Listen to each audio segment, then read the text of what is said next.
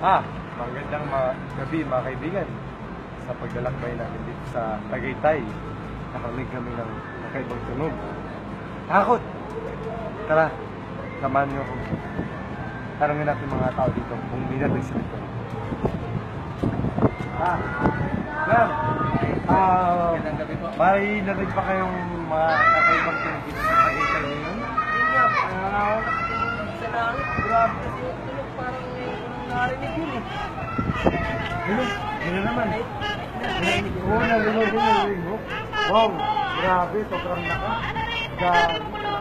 Nakabutan niya kataapin yung mga balahibo ko.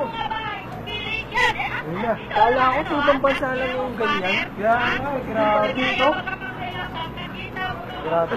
Hindi ko kaya yun. Ito ng gamit yun. Kakaiba to ah. Oo.